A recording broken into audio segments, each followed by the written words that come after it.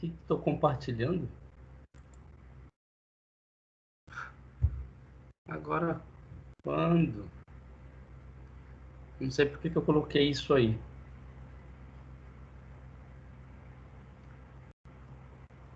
Agora, como tirar?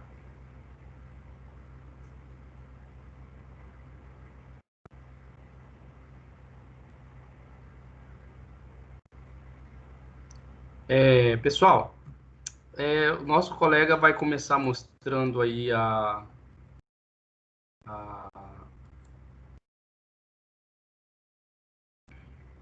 vai começar... Bom, eu não sei porque... Ah, tá aqui, para a apresentação. Pronto. Quem que ia começar? É o Rafael que vai falar pra gente ou é o Vitor? Foi o Vitor, né, que você fez, Vitor, a regra de Simpson? Eu acho que é o Emerson, hein? Não fiz nada, não. Você não fez nada não, Vitor? A Viviane Pior que fez não. alguma coisa?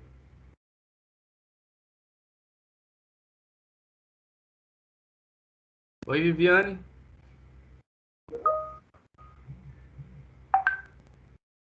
Olá, professor. Tudo bem? Tudo? Como é que tá o acompanhamento das aulas com relação à sua pessoa? Tá Minha acompanhando pessoa? bem? Ah, A sua, você, a você. tô vendo. Tá entendendo a minha disciplina? Tá entendendo a minha disciplina? Sim, professor. Tá Só semana fazendo... passada que eu faltei porque eu tava sem internet. Ah, tá. Olha, eu já coloquei Eu todos tenho os vídeos lá no Ava, com exceção da aula 10. Alguém gravou a aula 10? Eu não tô achando ela. Alguém baixou? Eu baixei. Você baixou? Você poderia mandar pra gente para eu colocar lá no... Tá. Compartilha comigo ela de alguma forma no Google Drive ou de uma outra forma para eu colocar no Ava. Eu coloco ela no YouTube e deixo no Ava para vocês assistirem. Ok. Tá? A aula 10 é Foi isso. porque nesse ambiente ele fica, se não me engano, 15 ou 20 dias e depois expira, né? Uhum. Então, eu acabei não conseguindo pegar a aula 10. Ok. Vamos lá, né? Deixa eu ver só onde tá.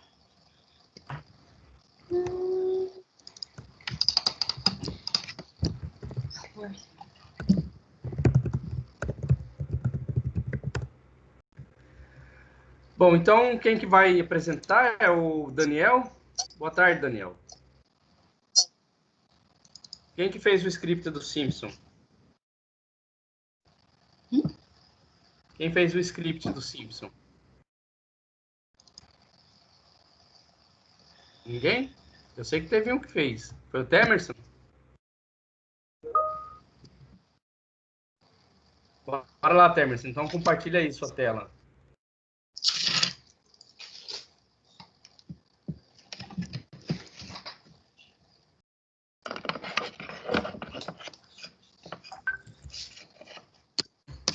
Eu vou entrar então.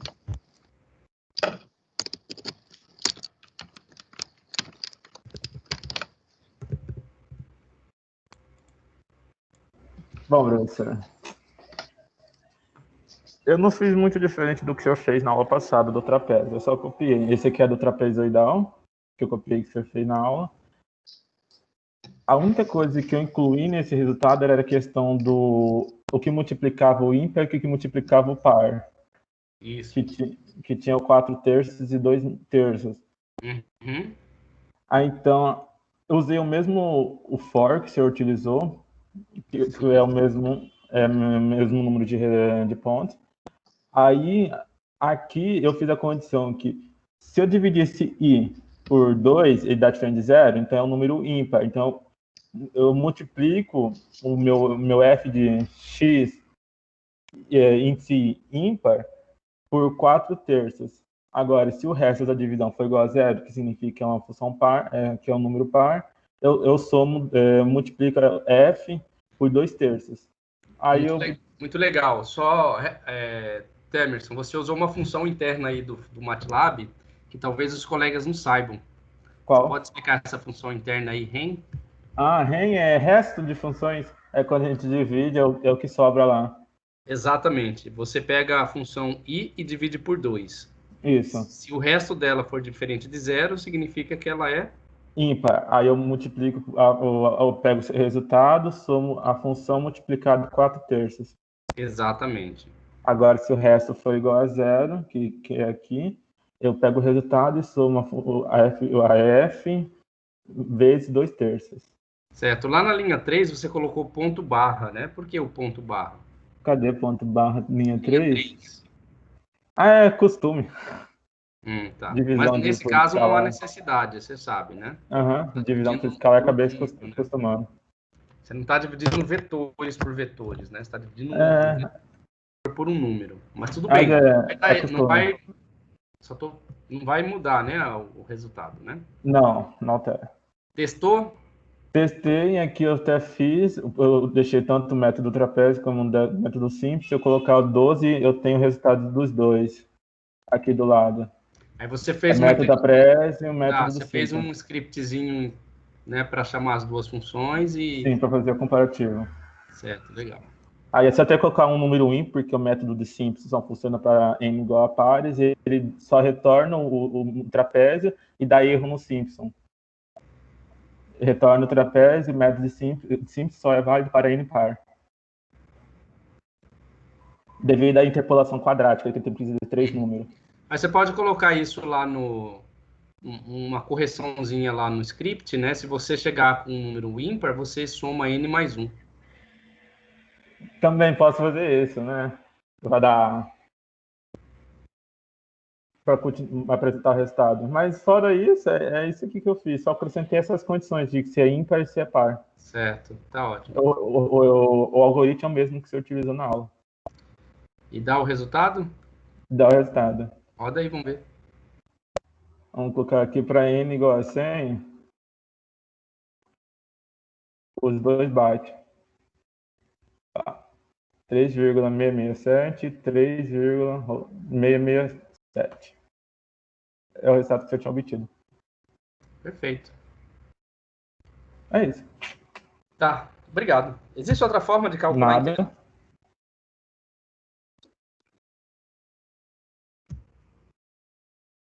Que cortou. Existe outra forma de calcular integral? Professor, se eu não me engano, existe uma função externa do próprio MATLAB que faz a integral para ti, não é? Sim, tem no que teve também do trapézio. Naquela lista do senhor, tinha um comando que fazia o trapezoidal da função. Tinha um comando só? O que eu lembro só um. Eu não tenho certeza. Eu só sei que tinha. Tá, vamos ver aqui. Compartilhar minha tela.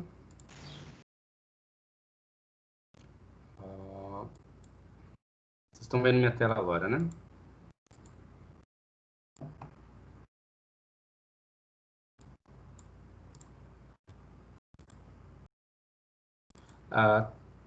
Bom, existem alguns comandos, tá? Para cálculo de integral. Então, eu vou mostrar alguns para vocês.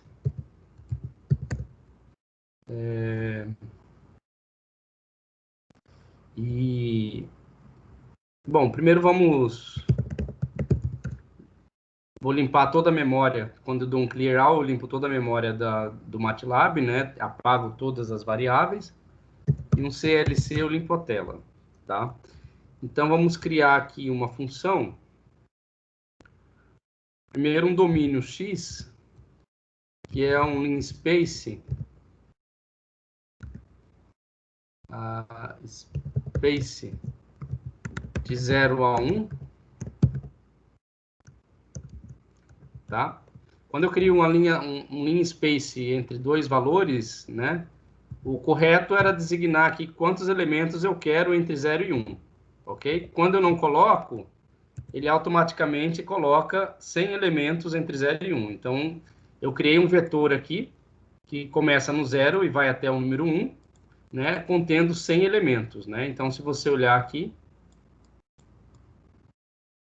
eu tenho 100 elementos, sendo o último elemento, o centésimo elemento igual a 1, o primeiro elemento igual a 0, e o intervalo entre um elemento e outro igual a 0,01. Muito bem, então vamos criar aqui uma função f de x igual a 2 vezes x ao quadrado. Agora aqui eu preciso usar o ponto, né? Porque eu estou multiplicando o vetor por ele mesmo, né? Então tem que usar o ponto aqui. Mais 3. É isso? Então, se eu uso o trap z aqui, f de x em x, opa, era essa a resposta, era esse elemento que, deixa eu ver aqui, plot f de x. Tá, é isso mesmo.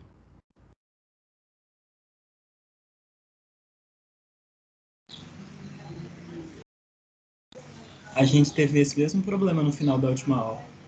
Pois é. Será que x, f de x.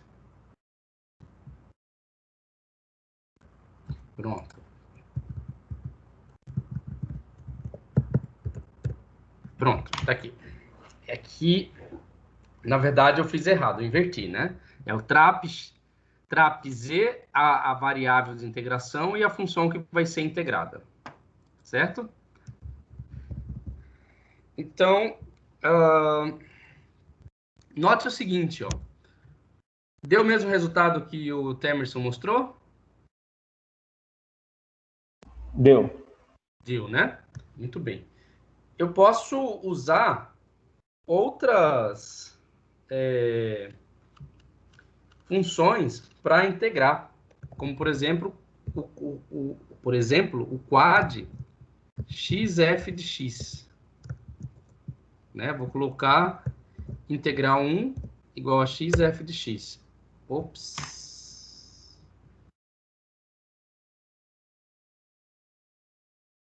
Tá, só que o quad ele não funciona dessa forma, ele vai funcionar assim.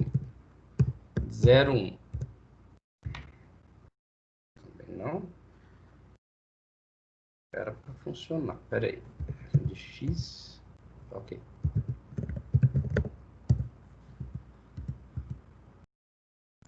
O quad, ele é uma integração baseada em quadratura gaussiana, né? Então, você dá o intervalo.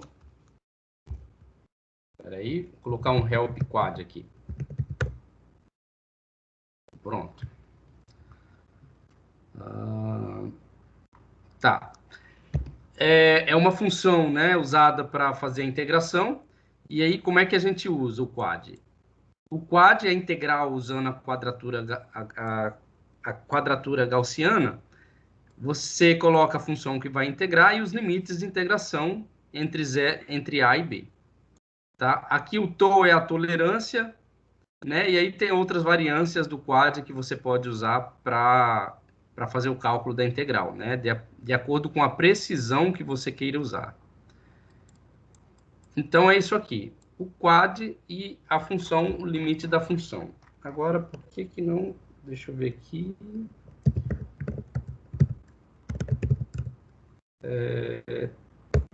Vamos ver se funciona a função handle. Arroba x vezes 2 vezes x ao quadrado mais 3. O y vai ser um feval de fx. Ah, não. Vamos definir o x como uma linha space entre 0 e 1, com 10 elementos. Tá? E o y, um feval de fx. Então, o que eu fiz aqui? Eu criei uma função handle, né? O que é uma função handle? Primeiro vamos definir o x aqui, y. Então, ó, eu criei a função handle f, que é uma função analítica. E depois eu criei também um vetor x com 10 elementos, variando de 0 a 1. Né? Então, se vocês contarem, vai ter 5 elementos aqui em cima, 5 elementos aqui embaixo. E eu criei uma função feval, usando o y, né? Que o feval, o que ele vai fazer? Como é que eu escrevi o feval? Feval f de x. Então, eu tenho um vetor x contendo 10 elementos e uma função analítica f. O feval, ele vai escrever no y o valor da função f para cada domínio de x, né? E vai armazenar em y. Então, se eu plotar aqui, xy, está aqui a minha função, certo? Está plotada a função. Muito bem. Agora, vamos integrar isso aí. Vamos usar o trapz, né? O trapz também é a integração por quadratura, né? Então, trapz, eu vou integrar o y em x,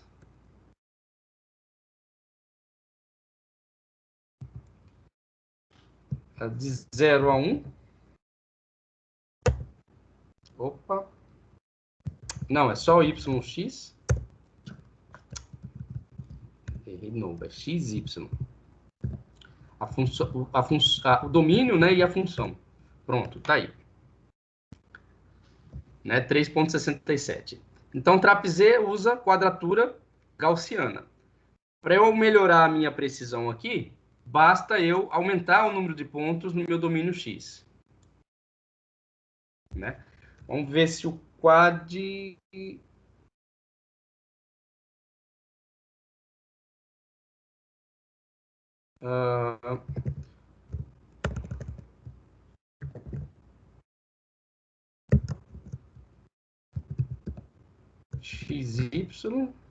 Por que o quadro...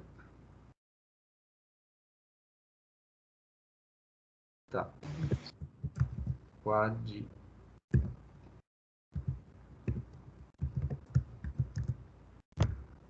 Por que o quad não está funcionando? Eu estou achando que o meu computador, ele tá faltando algumas bibliotecas. Né? Porque, por exemplo, o MATLAB, ele também faz cálculo de integrais analíticas. Né? Como, por exemplo, se eu chamar f de...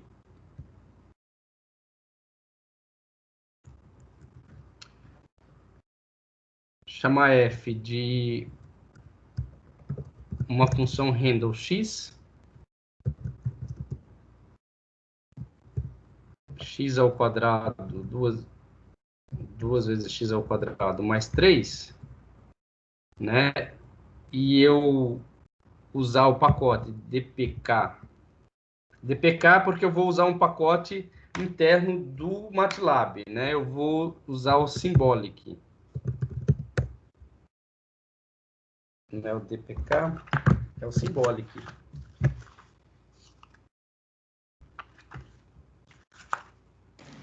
Professor, mas será que se colocar o F no lugar do Y? Oi? Mas será que se colocar o F no lugar do Y lá no quad, ele não vai, não? Porque o erro está dizendo que na sintaxe tem que ser uma string e o Y é uma matriz. Pois é, mas vamos ver... talvez funcione. Eu usando... Entendi, funcionou.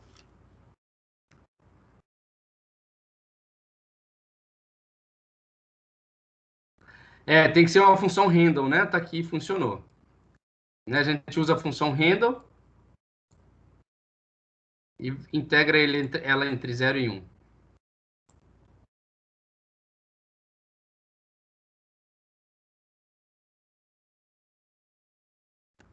Tá, mas outra coisa que eu queria mostrar para vocês também é o pacote symbolic. Como já percebeu aqui, deu um erro, mas isso é um erro interno do meu programa. Se vocês usarem o MATLAB, o Octave Online, por exemplo,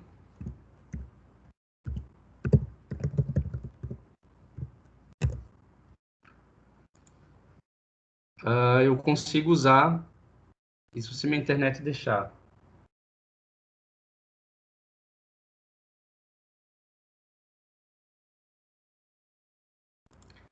Bom, o que vocês podem fazer é testar aí no computador de vocês se funciona esse comando aqui, ó. É o dkpkg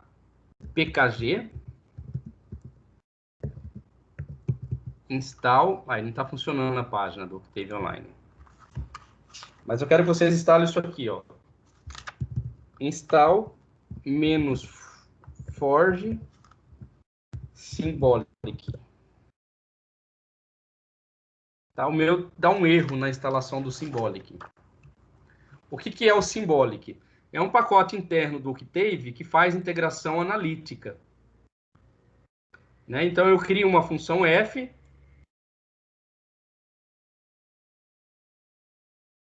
Parece que deu certo agora, mas eu passei ontem, noite inteira tentando instalar, estava dando um erro. For information about change. Então, vamos tentar usar o Symbolic aqui que eu acabei de criar.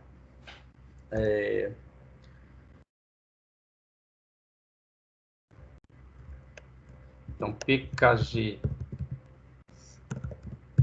symbolic. Não. pkg load symbolic. Pronto, carregou o pacote symbolic. Agora, com SYMS, eu crio uma variável de analítica X, né? O symbolic está funcionando, né? Pronto. Agora vamos colocar int fx. Opa. Essa página está dando erro. Vamos sair daqui. Int xf. Tá. Então, o int, ele resolve uma integral analítica. Pronto, tá aí.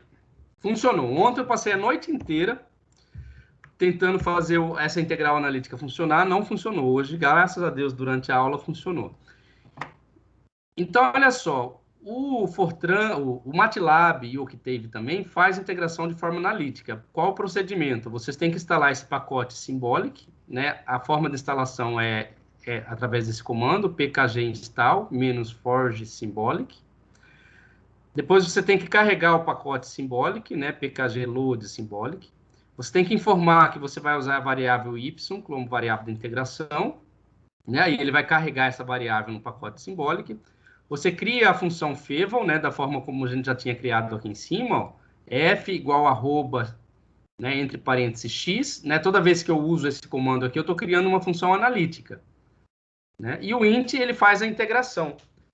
Eu posso fazer a integral de qualquer função? Vamos ver? Vamos integrar seno de x em x.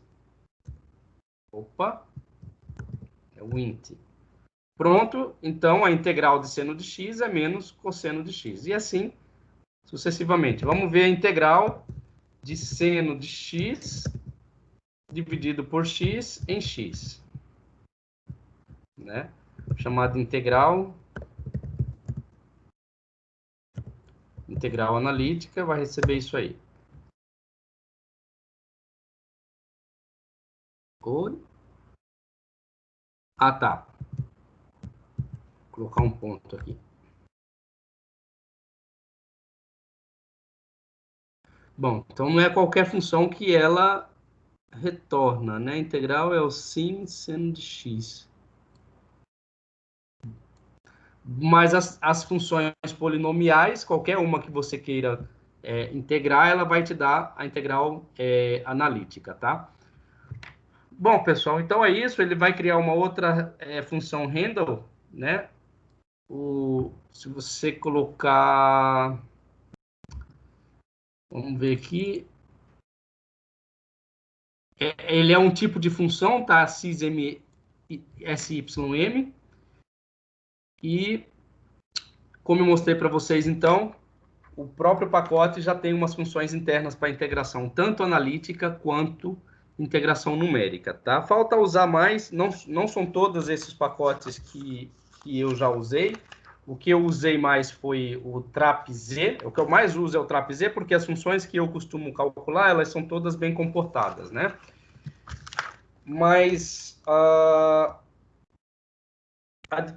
de Range-Kut, a de Simpson, né, que a gente usou, é o QuadV, tá? Então, se vocês forem usar uma função interna para calcular a integração por Simpson, é o QuadV, né? Então, vamos testar aqui o do Simpson, né? Então, QuadV fx. Opa! Tá funcionando o F? Tá.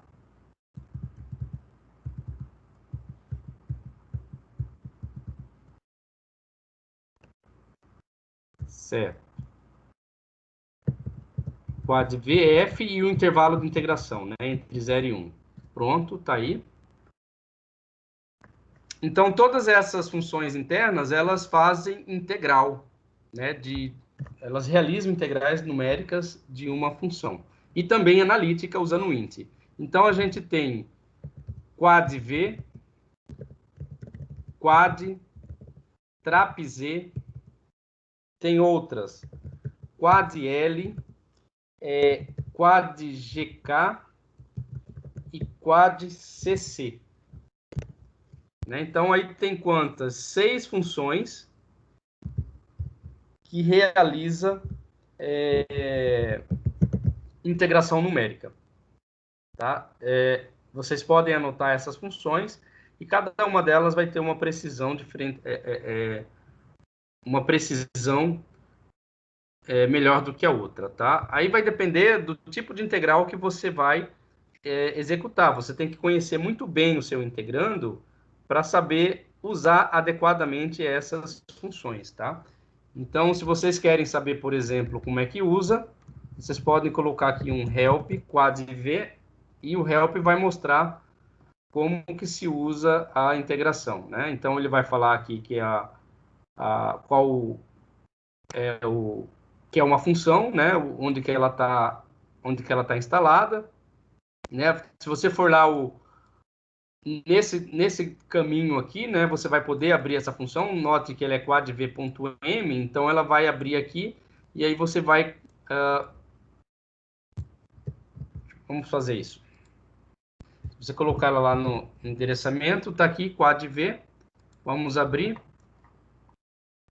Então o script, né, que vai calcular a integral usando a regra de Simpson, tá? Muito mais detalhada do que a gente fez, né? Mas tem toda a explicação dela, como é que você vai usar, né? Quais são as variáveis de entrada e como que você obtém as variáveis de saída. Então, nesse endereço aqui, como eu mostrei, vai ter várias outras funções internas do Octave. Então, se eu quiser saber sobre o QuadL também, eu posso dar um help QuadL, né, que ele vai mostrar também onde que ela está alocada. Está aqui no mesmo endereçamento. Vocês podem abrir o QuadL, né, e como é que se usa, né, a função, o intervalo de integração. Opa! Está aqui a função de entrada, o intervalo de integração, tolerância, né? Cada uma dessas linhas aqui vai indicar a forma de usar a integração. Alguma dúvida?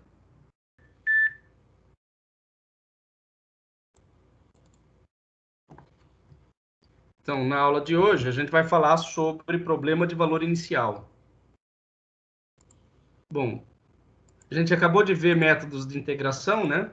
E discutimos alguns métodos aí, em detalhes, a regra do trapézio e a regra 1/3 de Simpson, né?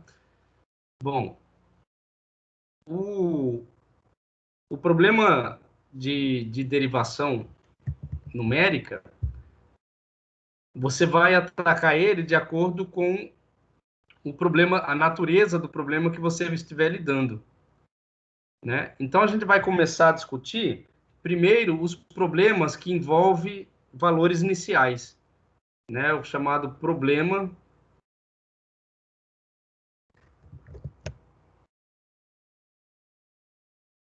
de valor inicial.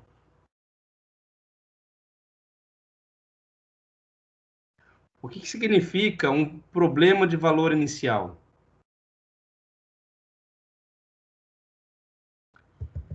Então, geralmente, em física, a gente tem uma condição inicial de um determinado sistema e quer saber como que esse sistema evolui para dentro, né, da derivada. Então, o PVI, que é a sigla para problema de valor inicial, é um problema de evolução no qual a informação inicial que você tem, né, ela se propaga para o interior do domínio da equação diferencial. Então, por exemplo, se você vai descrever o movimento de uma partícula, né, o movimento de uma partícula você pode descrever em termos de uma equação diferencial de primeira ordem. Mas para você evoluir para dentro da equação diferencial, você tem que, no tempo inicial, informar qual que é a velocidade inicial que a partícula tem, né? Então, são exemplos de problemas de valor inicial. Então, PVI, a gente pode escrever que é um problema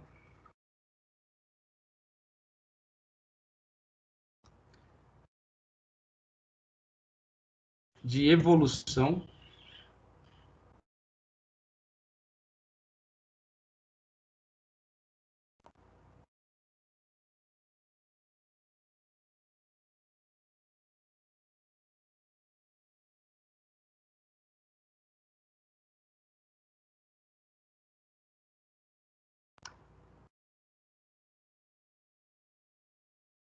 Então, essa informação inicial tem que ser conhecida.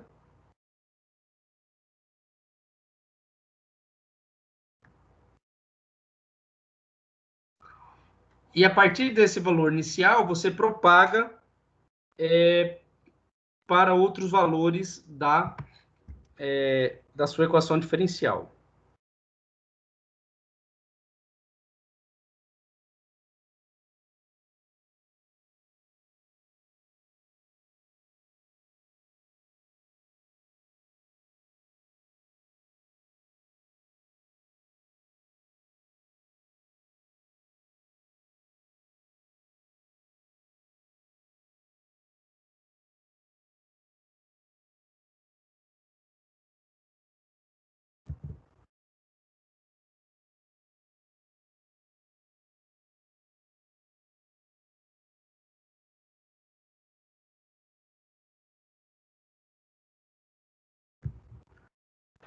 Bom, então a gente vai ver problemas relacionados com evolução temporal.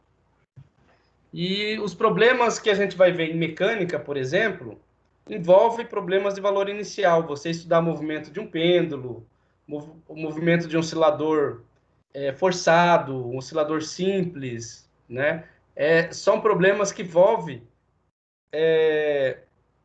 condições iniciais, né? Então, o mais simples é quando você tem uma derivada de primeira ordem, né?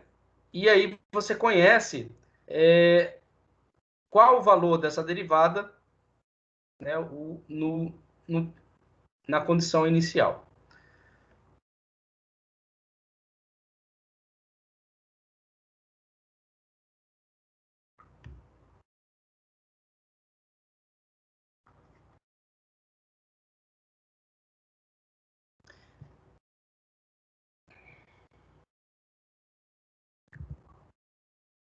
Então, vou usar a nomenclatura aqui, né, a sigla que a gente colocou, PVI, o mais simples dos problemas de valor inicial.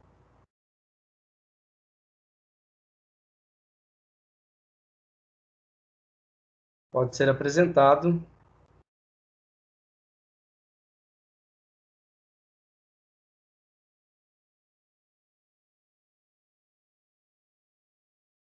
então, você tem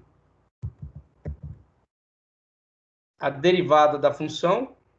Isso aqui vai representar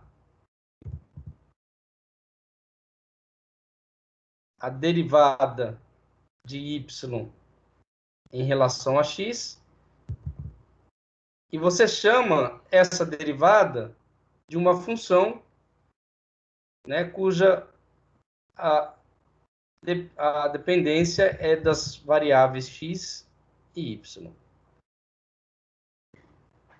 O problema de valor inicial impõe que você deva conhecer o valor da função no ponto A, e eu vou chamar esse valor de alfa. Então, esta é a principal condição para que você resolva um problema em física que envolve o problema do valor inicial, que você conheça o valor da função num ponto específico, e aí você evolui para dentro do domínio, né, e obtendo a sua função para todos os outros valores. Onde a função ela pertence ao espaço R2, tal que R é uma função contínua.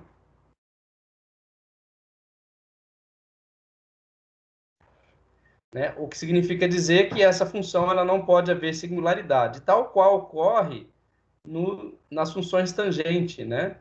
Que ocorre uma singularidade, por exemplo, quando π for igual a π sobre... Quando o ângulo for igual a π sobre 2, ou então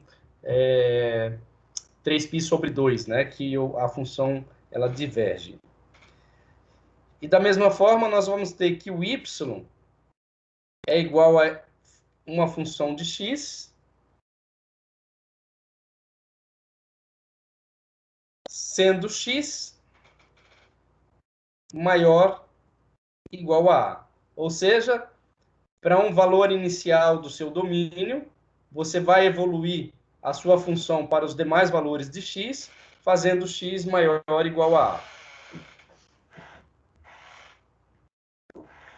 E o objetivo, então, do problema de valor inicial é calcular, é obter os valores numéricos para essa função y.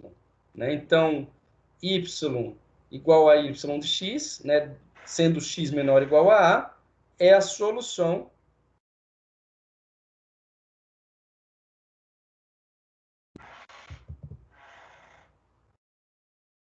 e alfa é o valor inicial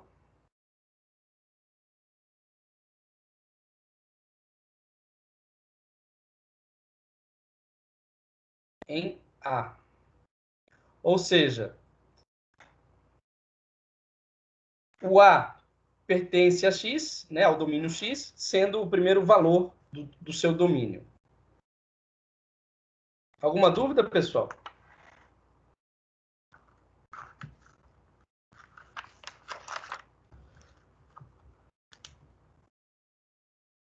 Bom, a gente pode também resolver equações ordinárias de ordem maior, usando essa mesma metodologia. Né? Então, por exemplo, de segunda ordem, podemos resolver também.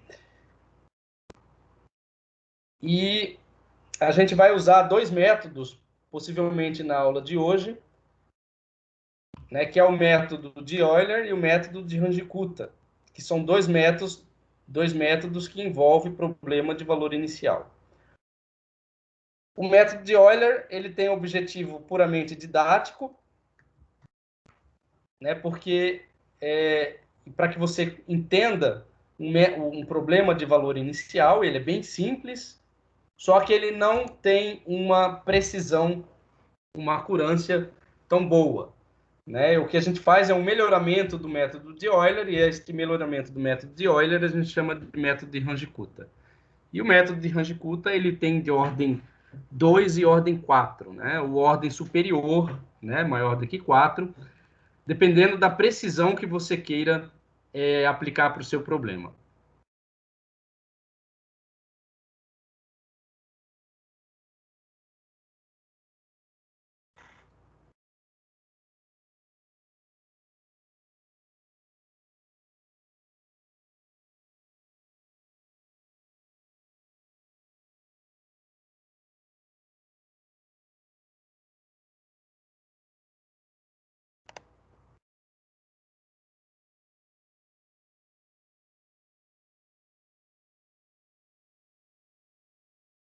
Bom, só que quando você vai resolver uma equação diferencial com ordem superior, né? Aqui é de primeira ordem, né, que a gente fez. De segunda ordem, por exemplo, você tem que considerar que a sua função y vai ser um vetor. Vou mostrar de que forma. Então, a gente pode resolver, usando esse problema de valor inicial, equações de ordem superior. E você transforma as equações diferenciais de ordem superior em uma equação de primeira ordem.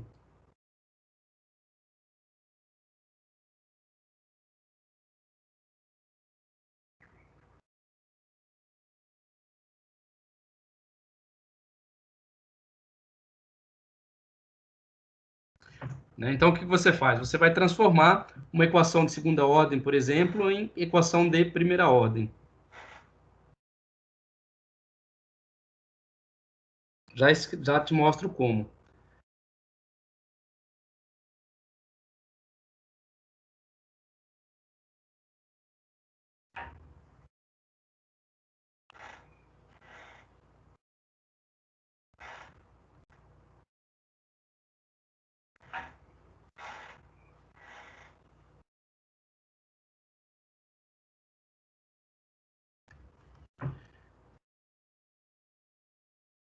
Então, se eu tenho uma derivada segunda da função y, em relação a x, então é dy d2y dx2, eu vou chamar de uma função f, e essa função f, ela vai depender das variáveis x, das variáveis y e da variável y'.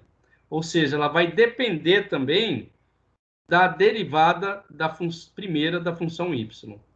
Tá? Então, eu faço essas definições e também se faz necessário conhecer o valor da função num ponto inicial. Então, vou chamar o A como sendo o primeiro ponto do meu domínio. E esse valor de y no ponto A, eu vou chamar de alfa, que é um valor que eu conheço. Muito bem, só que além do valor da função no ponto A, eu tenho que saber também qual é o valor da derivada primeira nesse ponto.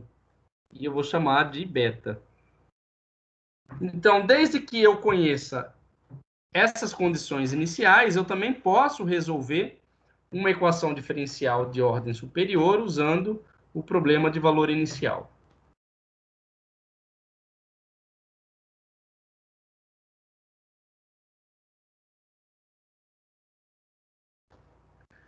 Bom, qual que é o objetivo do problema?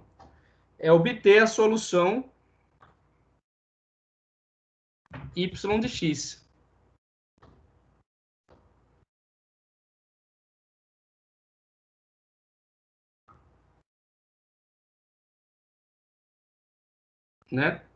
E eu tenho que também conhecer os valores iniciais.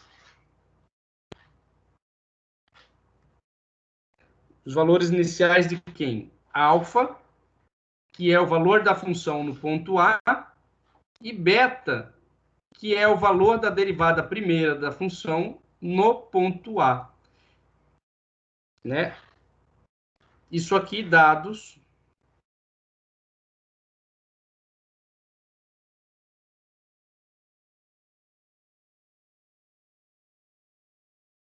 no ponto A. Então, a gente pode reescrever o método, na forma vetorial.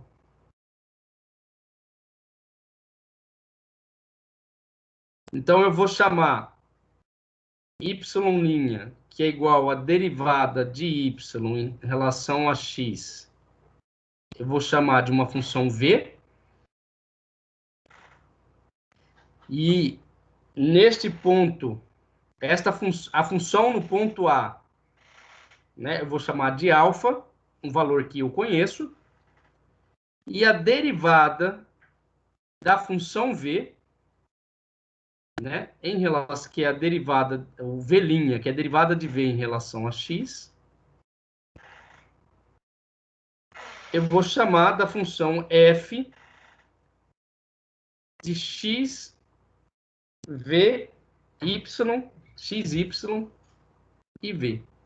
Sendo v a derivada de y em relação a x. Desta forma, eu recaio, né, na condição inicial que a gente estabeleceu.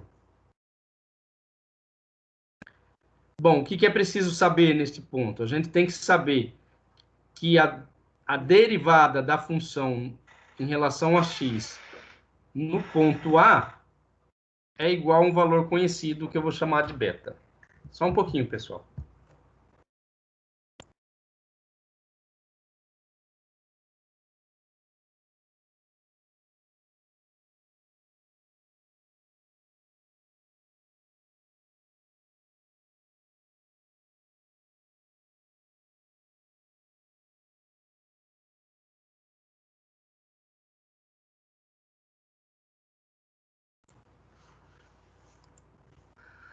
Pronto. Entenderam? Alguma dúvida?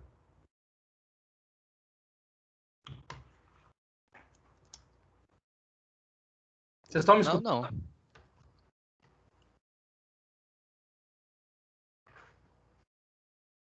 Então, vamos usar agora aqui alguns exemplos de métodos numéricos.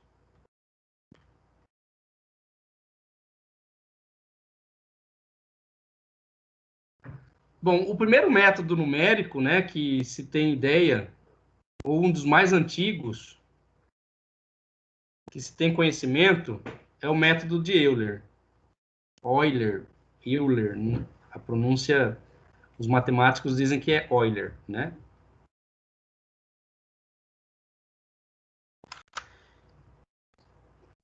Já ouviram falar do método de Euler? Sim. Ele é datado de que ano, mais ou menos?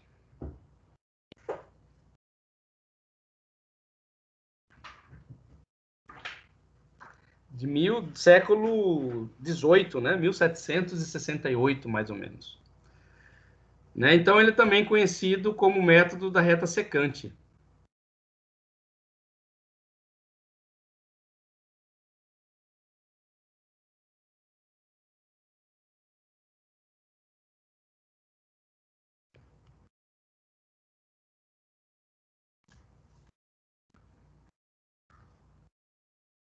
Como que se baseia o método de Euler? Qual a definição?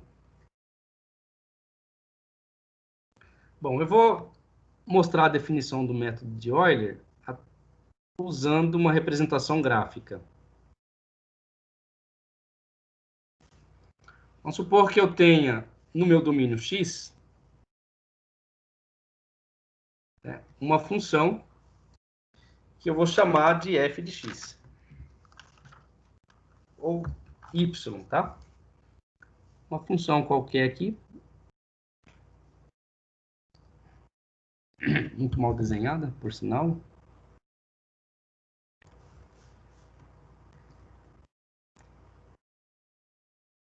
Bem definida no intervalo entre os pontos que eu vou chamar de xn e xn mais 1. Então, esse intervalo aqui que separa os pontos xn e o xn mais 1, vou chamar de h. E eu conheço a função no ponto xn, que eu vou chamar yn. E no ponto no ponto xn mais 1, a função ela tem valor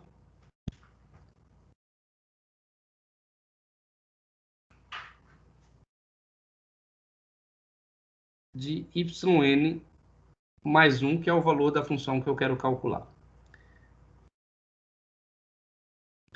Então, esse intervalo aqui que separa o yn mais 1 do yn é o que eu vou chamar de ΔY.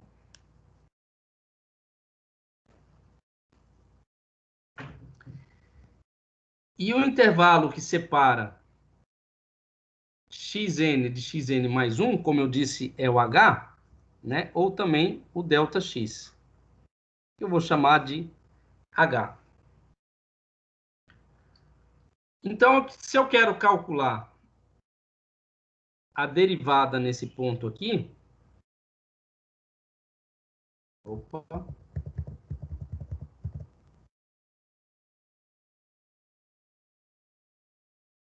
né? A estimativa do valor da derivada no ponto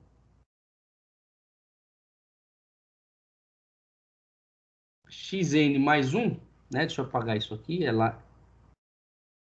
O valor de yn mais 1 é ali em cima, aonde uma reta perpendicular que passa no ponto xn mais 1 cruza, né, esse segmento aqui, que é a reta tangente, né, que passa por esse ponto de coordenada yn, x de n. Então, aqui eu tenho um ângulo de inclinação alfa e a minha função aqui é a função y, né, que é igual à função f de x.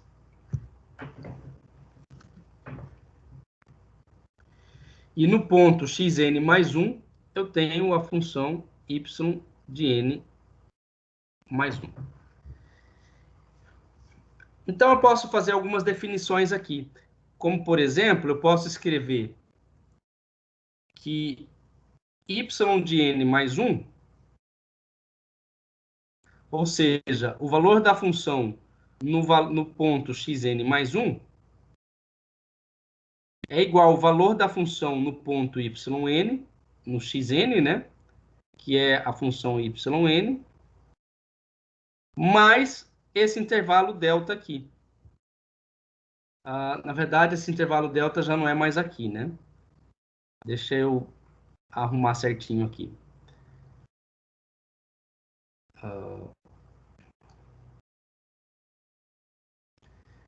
Esse intervalo delta, pessoal, é que vai daqui, ó, desse ponto aqui até aqui. Este aqui é o delta, ΔY, certo? E esse intervalo aqui, do valor estimado da função, que é o ponto onde cruza esse segmento, e o valor real da função, né, que está aqui nessa linha vermelha, é o erro usando o método de Euler. Então, esse segmento aqui está associado ao erro do método.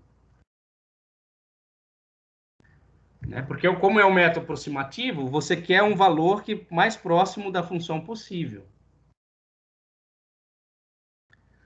Muito bem, então essa função no ponto n mais 1 vai ser igual à função no ponto n mais o delta y. Como é que eu evoluo o meu domínio? O meu domínio, eu posso escrever que o ΔX é a diferença do ponto xn mais 1 com o ponto xn. Ou então, isso indica que a evolução no meu domínio, o ponto xn mais 1, vai ser igual ao ponto xn mais h. Né? Onde h aqui é o ΔX.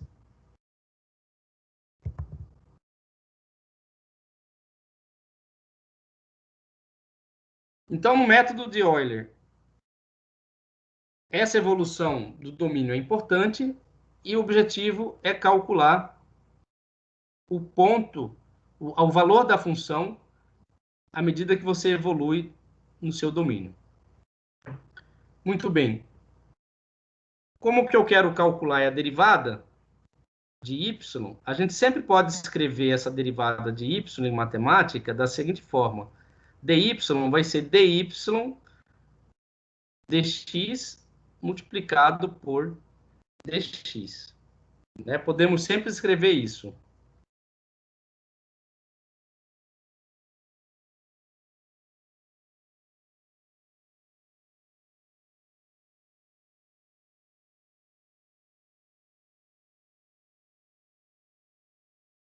Agora, se eu faço uma aproximação para dy, né, finita,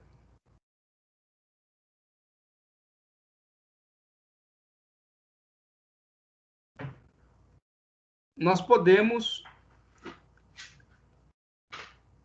encontrar, né, essa aproximação da seguinte forma.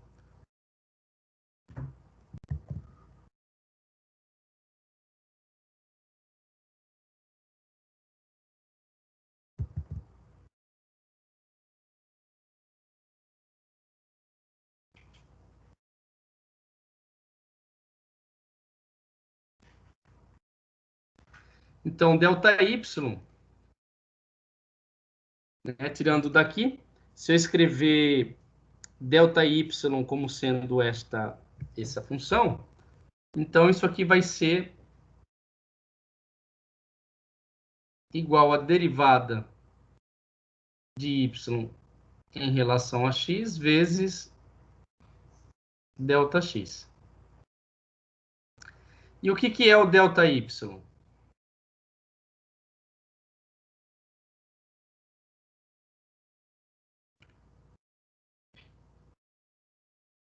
ΔY é o y no ponto n mais 1 menos o y no ponto n, e o ΔX como sendo o x no ponto n mais 1 menos o x no ponto n, que é igual a h. Então, essa equação ela vai ser reescrita, substituindo esses valores, da seguinte forma. Y de n mais 1 menos y de n igual x de n mais 1 menos x de n multiplicado pela derivada de y em relação a x. Ou o valor que a gente quer conhecer, na verdade, é o y de n na posição n mais 1. O y de n é a condição inicial minha. O problema de valor inicial exige que eu conheça esta função no ponto n.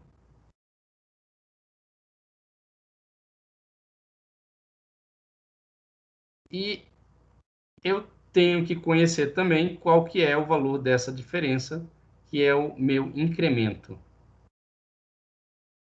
Então, essa equação aqui, ela vai me dar o que a gente conhece como sendo o método de Euler. Ou seja, a função no ponto n mais 1 é igual à função no ponto n mais h vezes a f de xy. O h a gente já definiu, é o x de n menos... n mais 1, né? Menos x de n. E a f de x, f de xy igual a derivada, né? A derivada de y em relação a x. Então, pessoal, este é o método, um dos primeiros métodos que foram desenvolvidos para se calcular problemas de valor inicial. Então, isso aqui é o que a gente conhece, né, de fórmula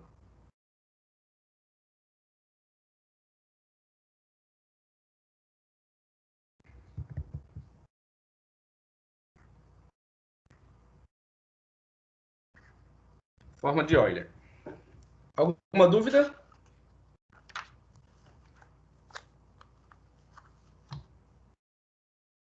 Não. É bem simples, né?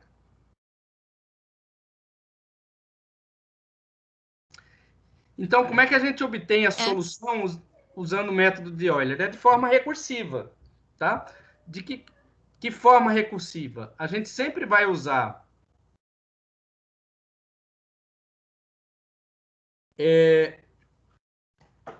x de n mais 1 igual x de n mais h.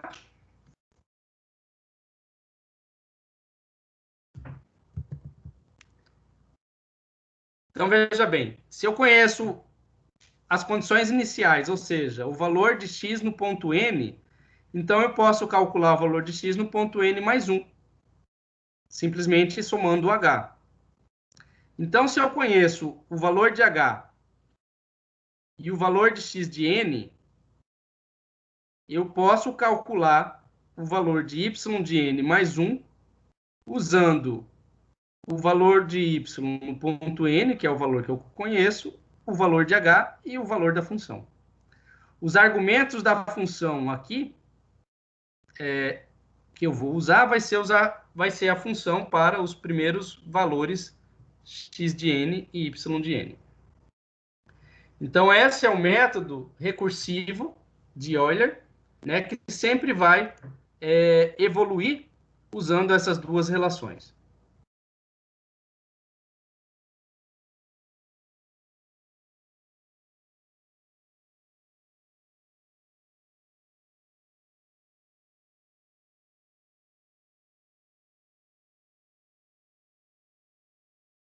Então, a solução de uma equação diferencial ordinária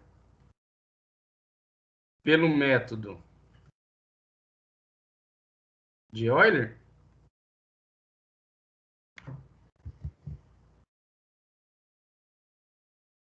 é realizada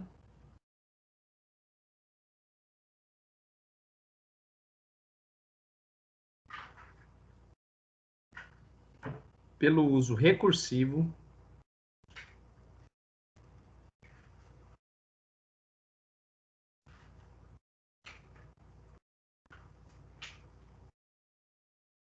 das equações para x de n mais 1 e y de n mais 1.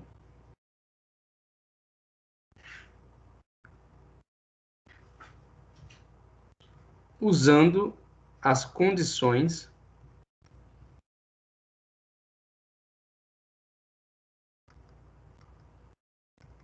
iniciais para x0 e y0. Como que é o erro, né? O erro é proporcional ao valor de h ao quadrado.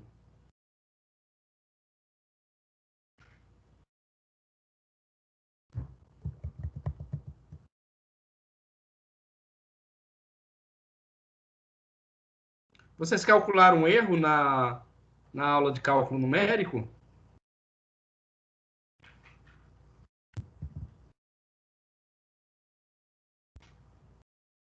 Vocês calcularam esse erro aqui na aula de cálculo numérico?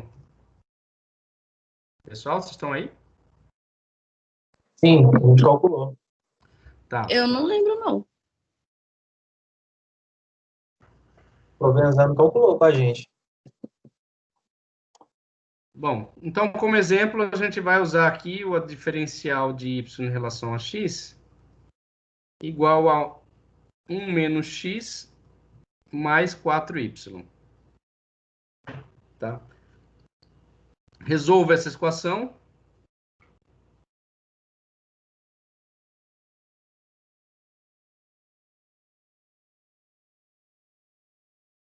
No intervalo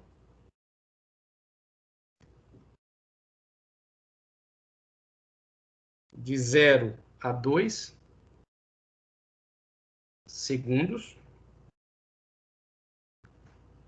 com a condição inicial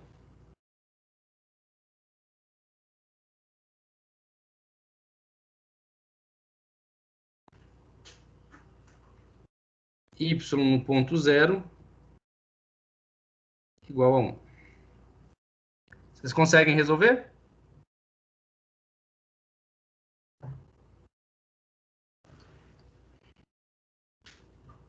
Bom, para facilitar, vocês vão resolver usando o método de Euler e eu vou colocar aqui qual é a solução analítica. Né? Então, a solução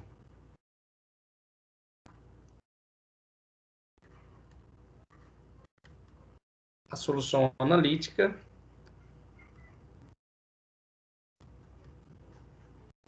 é do tipo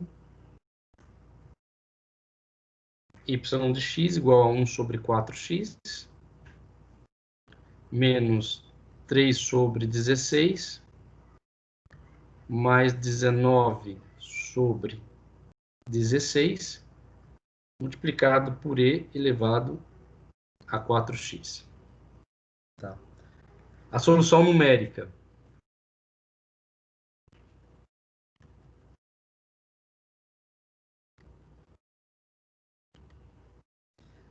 Então, passa pelo cálculo de y no ponto n mais 1, igual ao valor da função no i ponto n, mais h multiplicado por f de xn yn.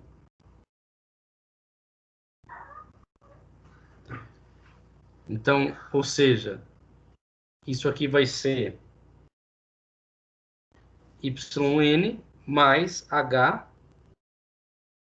multiplicado por a função aqui, como que é? Lembrando que f de xy é igual à derivada de y em relação a x,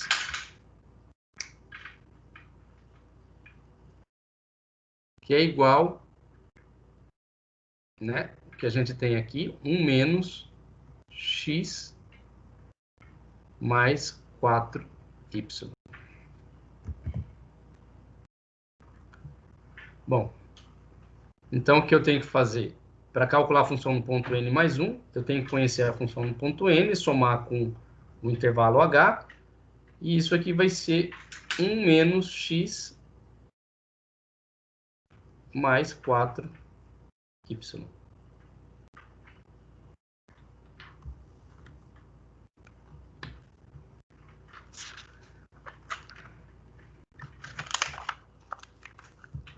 Qual que é a condição inicial?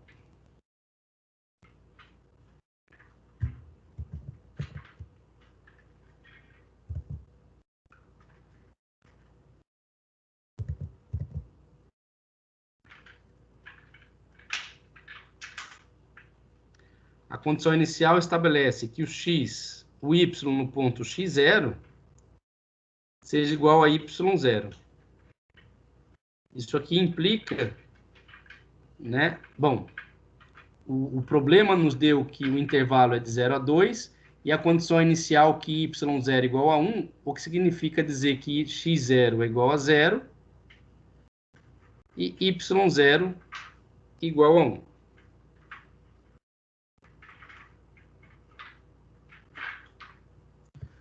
Muito bem. Eu vou escolher o passo, quando eu falo passo, eu estou me referindo ao incremento h, de acordo com o erro que eu achar conveniente. Tá? Então, vamos usar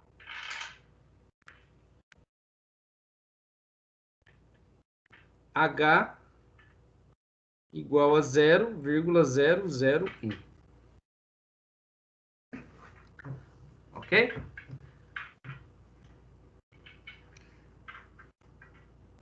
Então, o que a gente vai fazer? Calcular os valores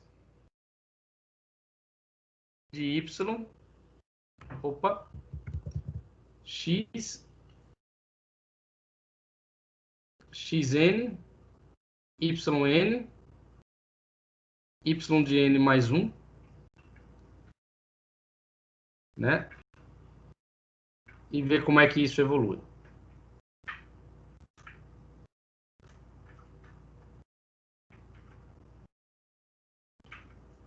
Primeiro valor, 0. Né? A condição inicial, o x0 vale 0. o y de 0 é igual a 1, né? E aí, o que eu quero calcular é o y de n mais 1. No próximo passo, y de n mais 1, eu vou ter o x. Lembrando que o x de n mais 1 é igual a x de n mais h, né? Então, no n igual a 1, o x de n vai para 0, né? Que é o valor inicial, mais h, e o h é 0,001.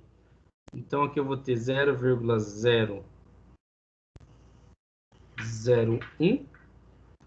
E o y de n, agora eu vou usar o y de n mais 1.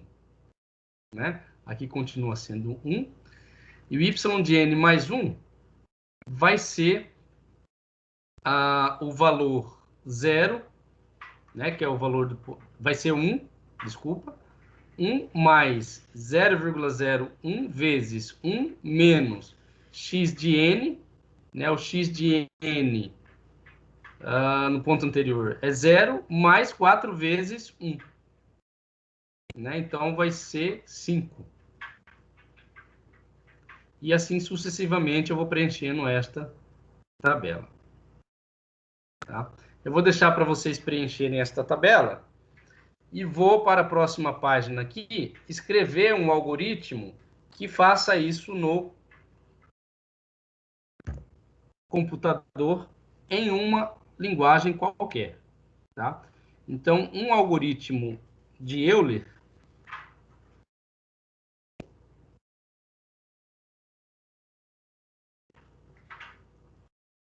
o Euler, né? Ele vai ter que ter os seguintes comandos.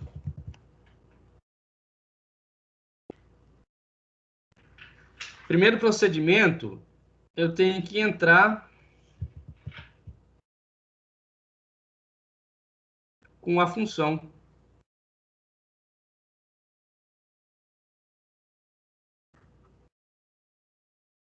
A função f de x, y. Neste caso anterior, a minha função f de x, y é, né, esse termo aqui, ó. 1 menos x mais 4y. Então, o primeiro procedimento que o meu algoritmo tem que fazer é entrar com a função. Depois que eu entrei com a função, eu tenho que entrar com os valores iniciais.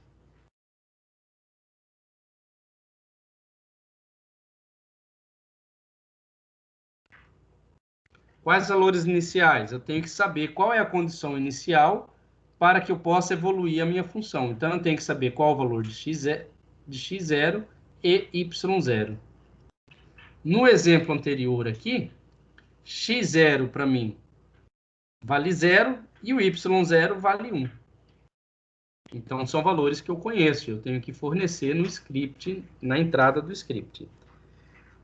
O outro problema que eu tenho que resolver é entrar com o valor de h.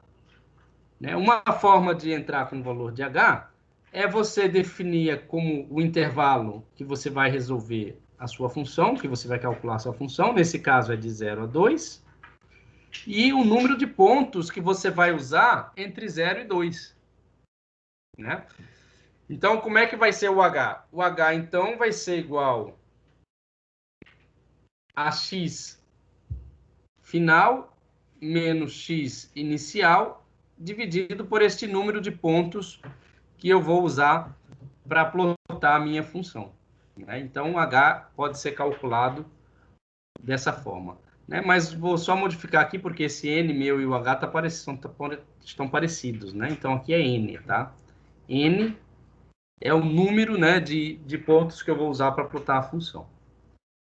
Nesse caso nosso aqui, ó, no exemplo, a gente usou n igual a 0,001. Tá? Então, eu tenho que entrar com o valor de h. E aí, o que eu tenho que fazer? O x vai evoluir de x0 até o x final. Ou seja, o x aqui ele vai ter que evoluir de 0 a 2. E eu tenho que fazer essa evolução. E enquanto eu fizer essa evolução, o xn vai ser menor que o x final. E enquanto essas condições for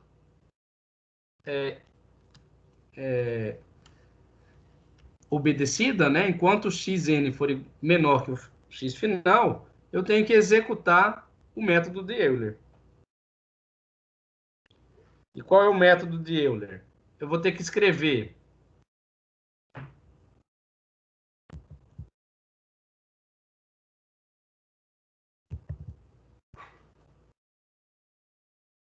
o valor de n,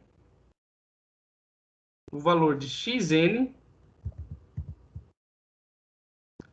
e o valor de yn. Foi o que eu fiz aqui na tabela. O valor de n começa no 0, o valor de xn, né, que são os valores iniciais, 0, e o valor de yn, 1. Né? Então, eu tenho que escrever isso aqui. E eu vou ter que avaliar o valor, né, de xn mais 1. Xn mais 1 vai receber xn mais h, e eu vou ter que avaliar o y de n mais 1, que vai receber o valor de y de n mais h multiplicado pela função no ponto xn, yn. Quando eu fizer executar estes comandos, antes de voltar para a condição inicial, né, repetir este loop enquanto o xn for menor do que o x final, eu vou ter que fazer o seguinte: eu vou ter que chamar o x de n, eu vou ter que atualizar o valor de n, de x de n, e vou chamar de xn mais 1. Porque a cada loop, o x de n vai receber o valor do x de n calculado aqui no passo anterior. Né? Então, o x de n vai receber o x de n mais 1 e o y de n vai receber o valor de y de n mais 1.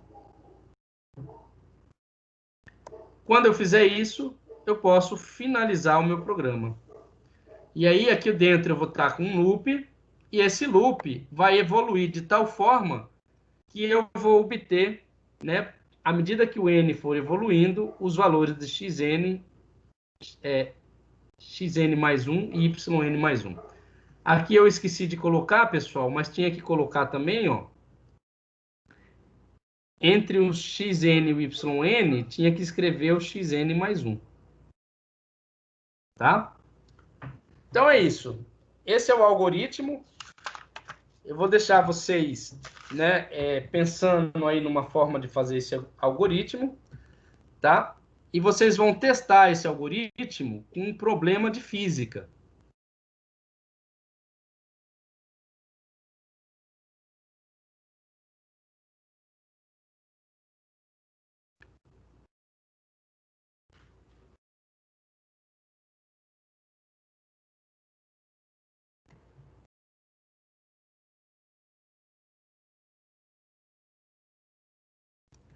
Então vamos falar um pouco de física. Né? Vocês já estudaram física nuclear? Não. Não.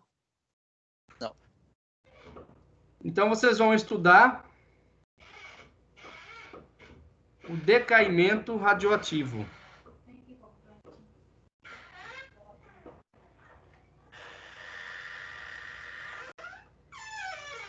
O que é o decaimento radioativo?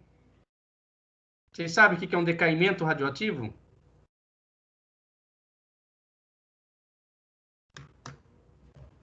Alguém pode me ajudar aí, que já estudou o que é um decaimento radioativo?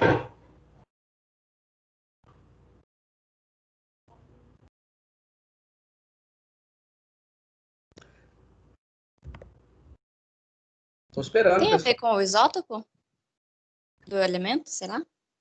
Se tem a ver com isótopos, Perde a... pode Ah, eu esqueci. acontecer. Pode acontecer. Mas acontece o seguinte, existem alguns elementos químicos que eles são instáveis, né? E aí eles irradiam partículas dentro de núcleo, tá? Então as partículas são partículas alfa, são as partículas gama, que é a radiação eletromagnética, e também tem as partículas beta mais e beta menos. Quando o núcleo irradia uma partícula beta mais ou beta menos, ele muda o seu número atômico. Né? Então, por exemplo, um elemento químico que emite uma partícula positiva, né, do núcleo, ele perde um próton. Se ele perde um próton, o número atômico dele diminui. E ele decai para um outro elemento. Ou se ele ganha ou se o núcleo, ele ganha um próton, né, ele passa a ter um número atômico a mais. E aí ele muda o elemento também. Mas como é que é isso, né, ganhar um próton ou perder um próton, né? Na verdade, o nêutron, ele é neutro porque ele é um quarks, né? E dentro dele tem um número de cargas equilibradas, positivas e negativas. Então pode acontecer que um elétron saia do núcleo do átomo. Então, quando um elétron sai do núcleo do átomo, o nêutron deixa de ser neutro e fica positivo, ele vira um próton. Aí o número atômico do elemento aumenta. Mas pode acontecer também que o próton, que tem uma carga positiva, e essa carga positiva ser irradiada do núcleo. Essa carga positiva, ela tem a mesma massa do elétron. Tem a mesma carga, só que o sinal da carga é positivo. É o chamado de antipartícula do elétron. Aí o próton vira nêutron. E o elemento químico, né, o número atômico, diminui.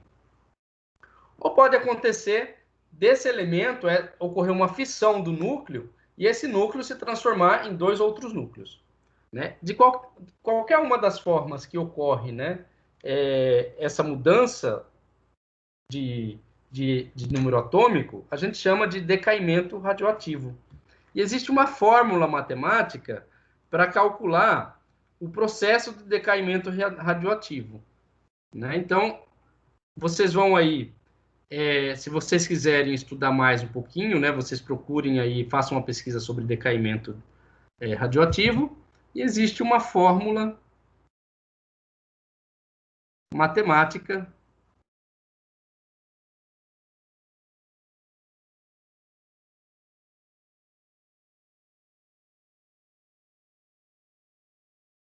que modela o processo de decaimento.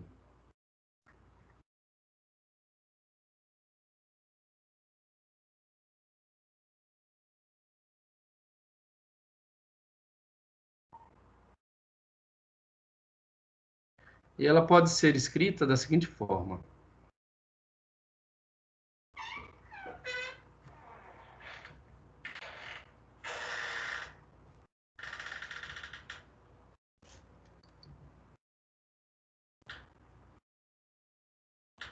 dN dt igual menos lambda n. Tá? O que significa essa equação? N é o número de átomos radioativo que contém uma determinada substância. Então, você tem a diferencial do tempo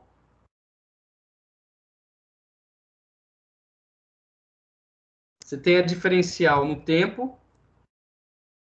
Opa.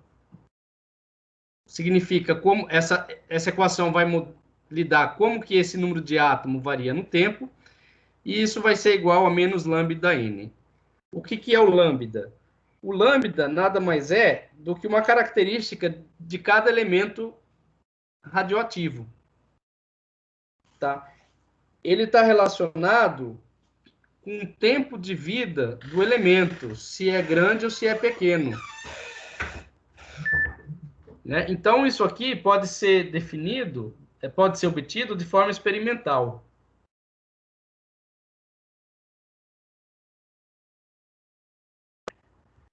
O Maurício está falando aí que é constante de decaimento. Você já estudou isso, Maurício?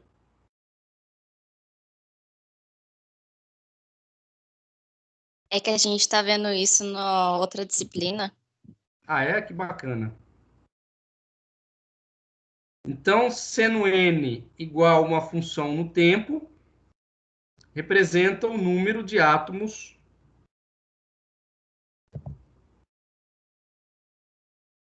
Bom, na física a gente tem alguns especialistas, né, nessa área. Eu não sou especialista em física nuclear.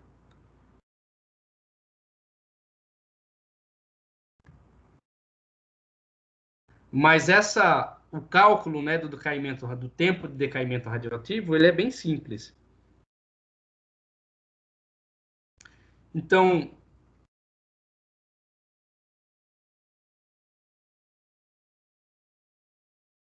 vamos supor que você tem uma amostra e essa amostra tem um determinado número de átomos radioativo e à medida que o tempo passa, esses elementos eles vão decaindo para outro elemento.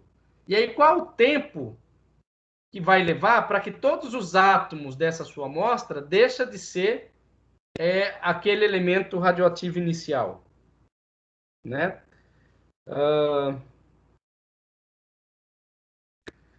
Então, isso aqui é uma característica que depende do tempo. Então, n é uma função no tempo e vai te dar o número de átomos radioativos presente na amostra no instante t.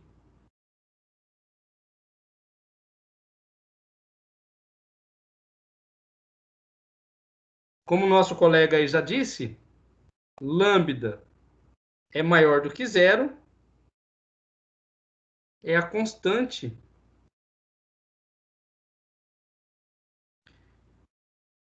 de desintegração.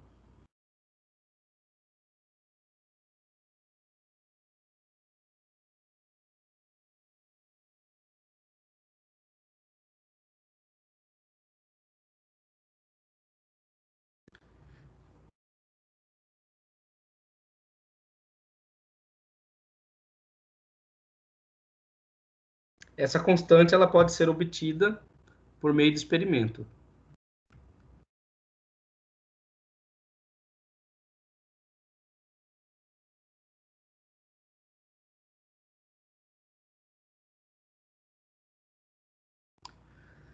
Muito bem. Então, dn dt vai representar o quê?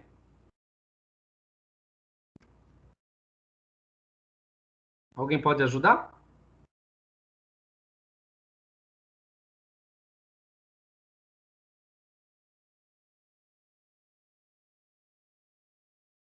O que é dn dt?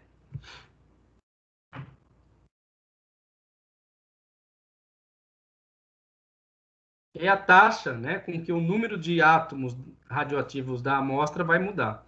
Então, é a taxa de variação instantânea.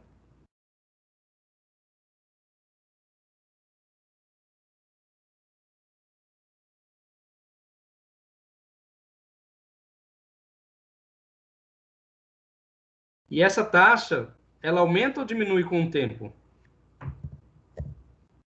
Diminui. Diminui. E por ela diminuir com o tempo, o que acontece nessa equação?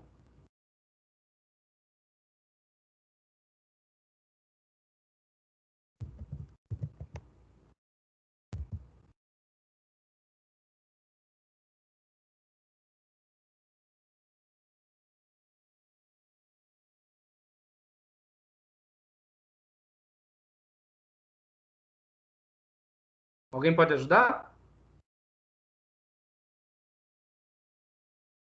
Como essa taxa aqui diminui com o tempo, e o que eu tenho aqui é uma constante positiva, né? Essa equação aqui, esse produto aqui, ela só pode ser positivo.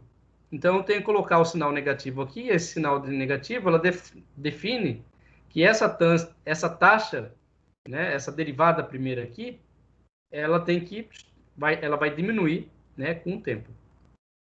Então, a taxa de variação instantânea.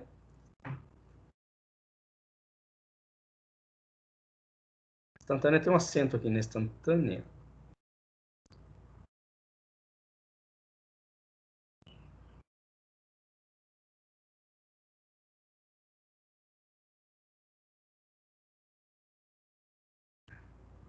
De forma que usamos o sinal negativo na equação, né?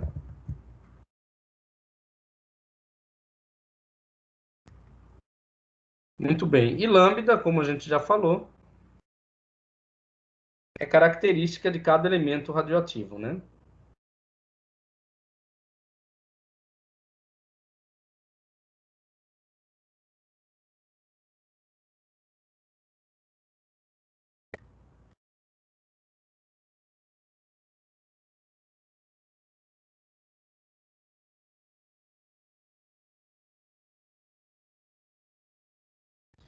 Então, define, né, se o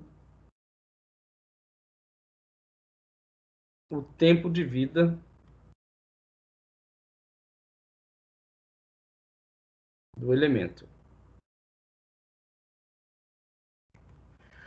Muito bem, o que vocês vão fazer agora?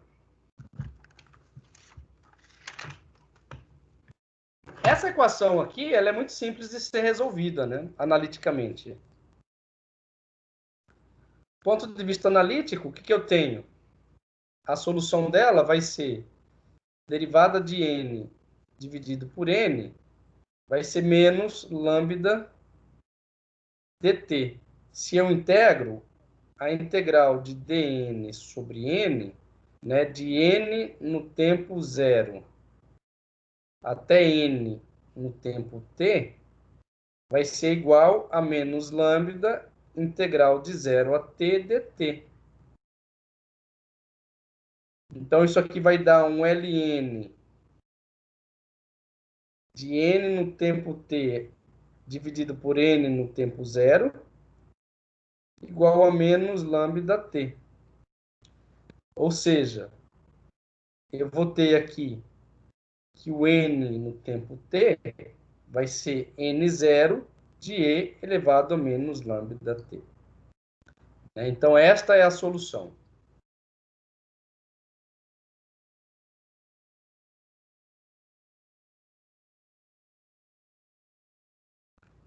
Então, a solução n de t igual a n0 de e elevado a menos lambda t. Só que eu esqueci de dizer que esta é um tipo de problema que tem solução analítica.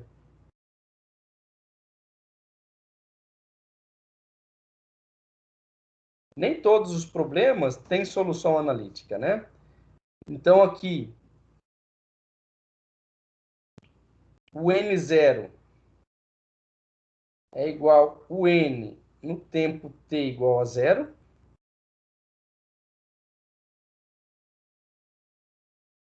Define, né? E que define a quantidade inicial de átomos.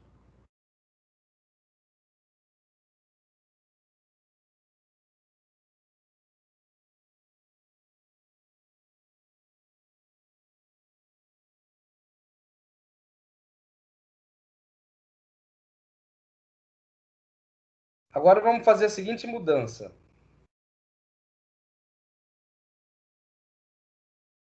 Vamos considerar que este n é igual à razão entre o número inicial de átomos e o valor de A, que é a massa do elemento químico,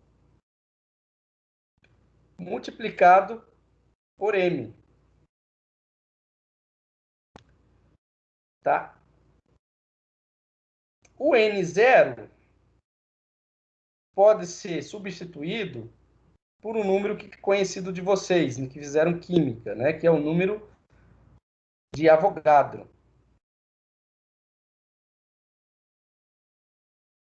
Qual que é o número de Avogadro? Vocês lembram?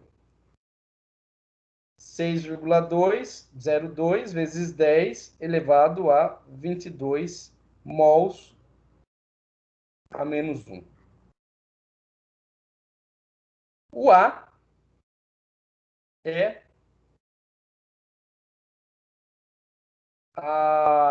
o número de massa do elemento. Então, você olha lá no elemento, por exemplo, o urânio, você tem urânio 235, urânio 238, né? A massa atômica lá do urânio. Então, é a massa do elemento radioativo.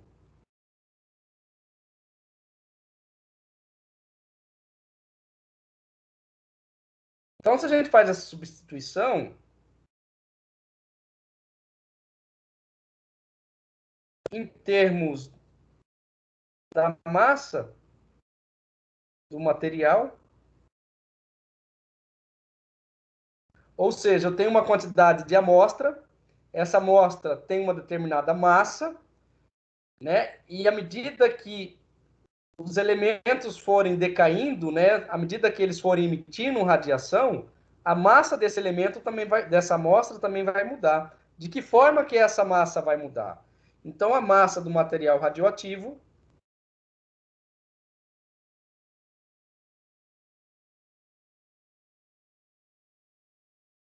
muda conforme a relação. A seguinte equação.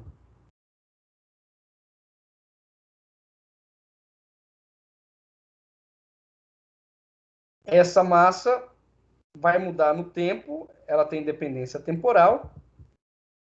Ela é igual a massa inicial vezes E elevado a menos lambda T. Com isso, o que vocês vão fazer? Essa é a solução analítica, vocês podem plotar essa solução analítica lá no Octave. E o que eu quero que vocês façam é obter a solução numérica para esta equação usando o método de Euler.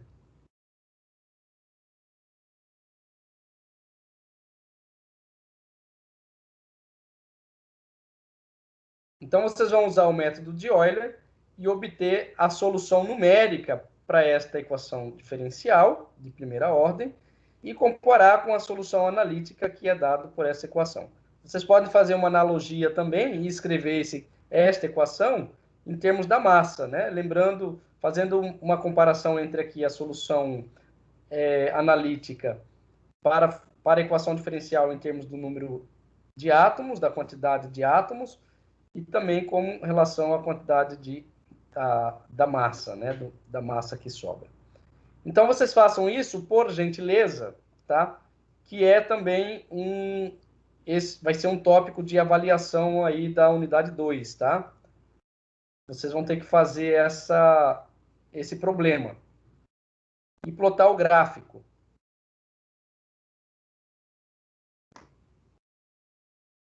Vocês podem fazer aí um gráfico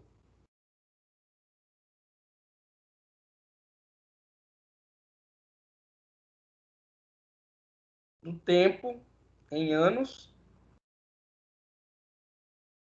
em função do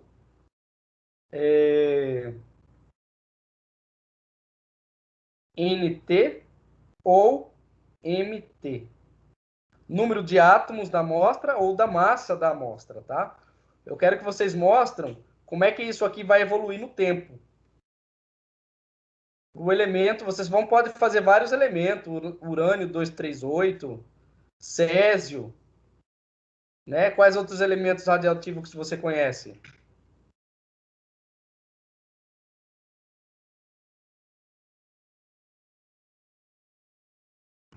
Tem o potássio também.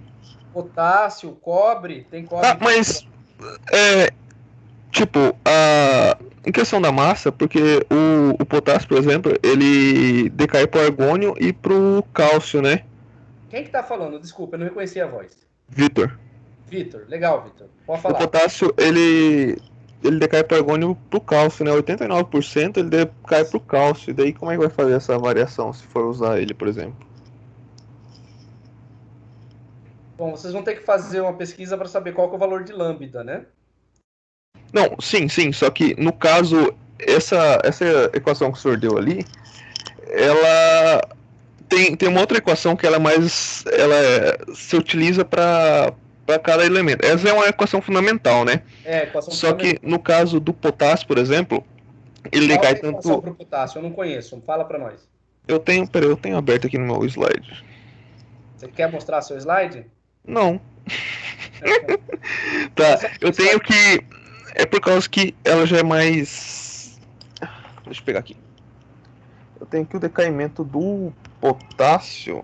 Acho que eu tenho que mostrar o slide mesmo. Peraí. Mostra. Tá, aqui, do argônio. Deixa eu abrir aqui. Não sei compartilhar aqui não, hein? Ah, tá. Vou parar meu compartilhamento.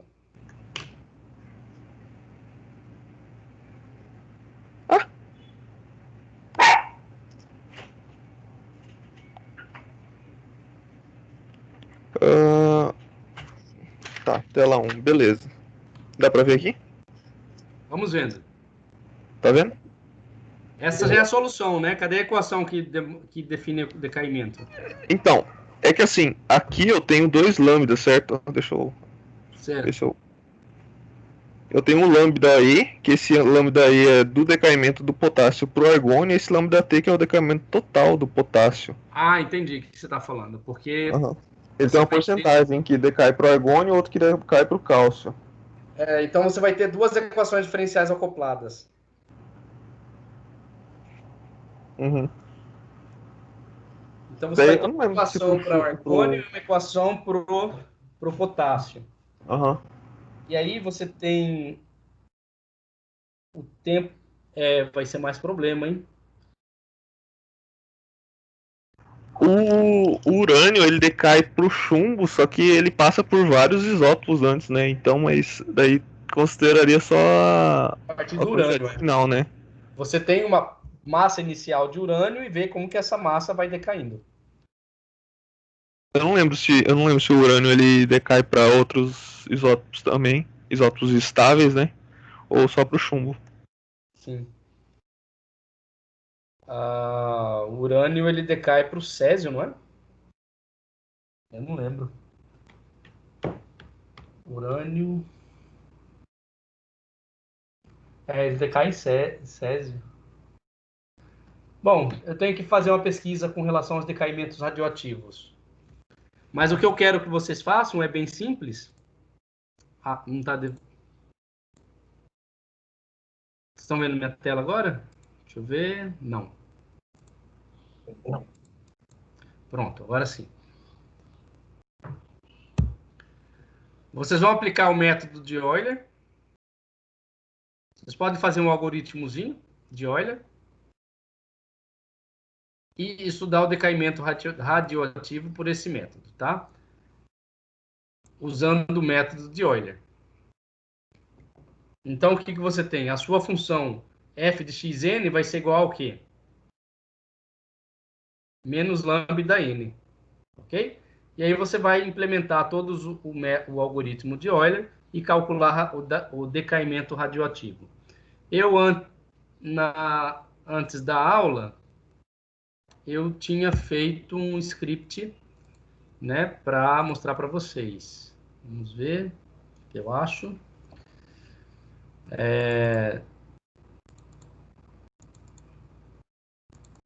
Decaimento, vamos ver aqui, ls. Bom, esse script está todo comentado. Eu posso passar para vocês, mas primeiro eu quero que vocês façam o de vocês. Tá? Esse script aqui é específico para calcular o decaimento radioativo. Né? Então, decaimento... Opa!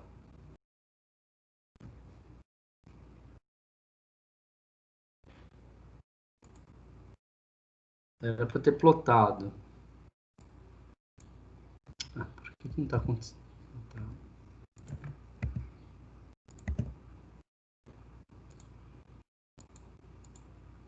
Pronto, tá aí.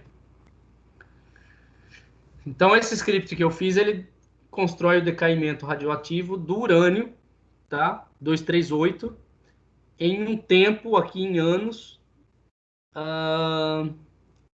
né, de 0 até 1 elevado a 10 anos, a quantidade do urânio que eu tenho 1.000 átomos de urânio, e mostra como é que ele vai decaindo, né, naturalmente na natureza.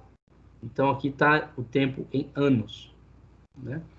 Entenderam? Então, esse é o resultado que se vai obter. Né? Vamos colocar um hold on aqui. E vamos plotar a solução analítica. Né? Qual que é a solução analítica? A solução analítica está aqui, vamos ver, é N0 e elevado a, né, lambda NT. Vamos ver uma coisa aqui. O T está definido, né? Então eu vou colocar Sol A recebe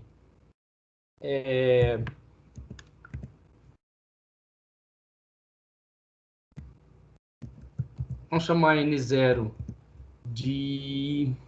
Como que eu chamei o N inicial? N urânio inicial. Isso aqui. Pronto. Lambda, né? Vai receber, que é o parâmetro lambda, né?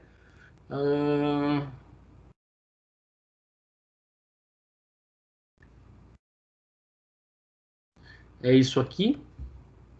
É o tal. Chamei de tal, não é lambda. Então, a solução analítica vai ser... mas aqui já está a solução analítica. Eu também já calculei solução analítica aqui. Está aqui, solução analítica.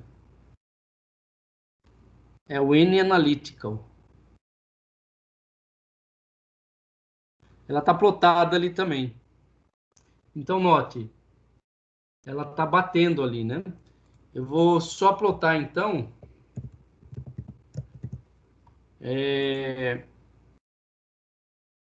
N-Analytical usando símbolos. O T, N-Analítico. Vou usar um símbolo aqui de asterisco. Tudo bem.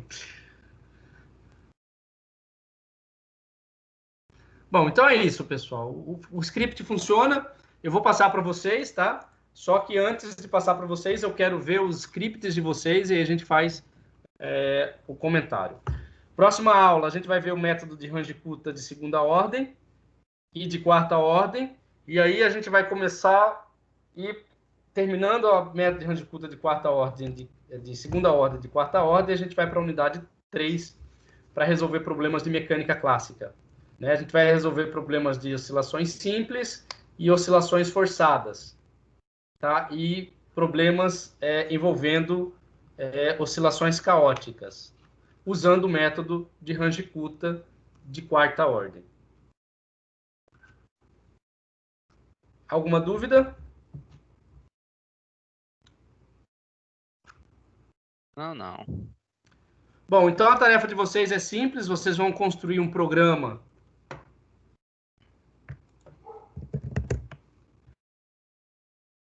em Octave, né, usando o algoritmo aqui que eu deixei, para calcular a derivada de uma função. E aplicar esse programa para estudar o decaimento radioativo. Combinados assim?